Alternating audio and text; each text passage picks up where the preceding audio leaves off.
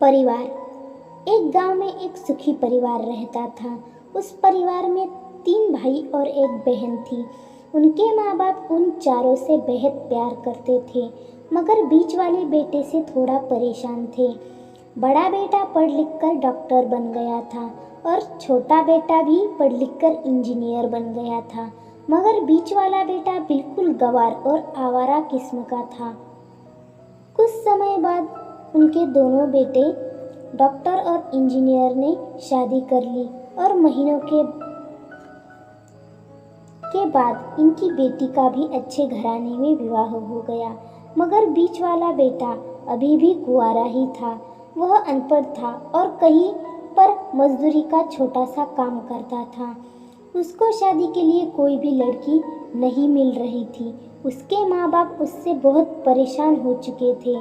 अब जब भी उसकी बहन अपने मायके आती तो वह अपने डॉक्टर और इंजीनियर दोनों भाइयों से मिलती थी, मगर बीच वाले भाई से बहुत कम मिलती थी, क्योंकि वह उसे ज़्यादा पैसे नहीं दे पाता था। लेकिन फिर भी वह अपने बहन से बहुत ज़्यादा प्यार करता था।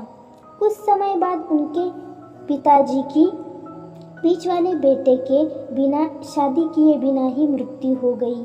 उनकी माँ ने सोचा कहीं अब किसी के मुंहों से बंटवारे की बात ना निकले, इसलिए अपने ही गांव में एक सीधी सादी लड़की से बीच वाले बेटे की शादी करवा दी। शादी होते ही न जाने क्या हुआ, अनपढ़ बेटा मन लगाकर काम करने लगा और पहले से कहीं ज़्यादा मेहनत भी करने लगा। अब कोई भी पुराना दोस्त उसको मटर गश्ती के लिए बुलाने आता तो वह मना कर देता। एक दिन उसके डॉक्टर और इंजीनियर भाई ने सोचा कि यह गंवार तो अनपढ़ है, हम इससे कहीं ज़्यादा पैसे कमा लेते हैं, इसीलिए अब हमें बंटवारा कर लेना चाहिए। माँ के लाख मना करने के बाद भी दोनों बेटे ने बंटवारे की तारीख तय कर दी और उन्होंने अपनी बहन को भी बुला लिया।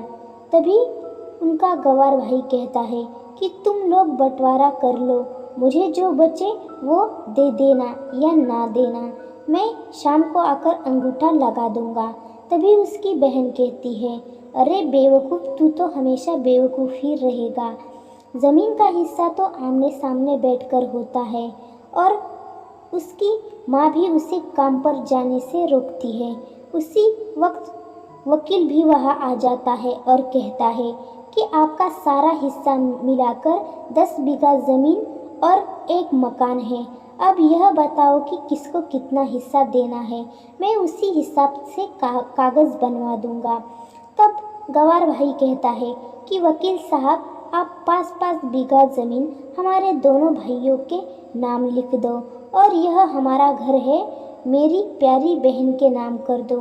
तब दोनों भाई पूछते हैं कि तू अपने हिस्से में क्या लेगा।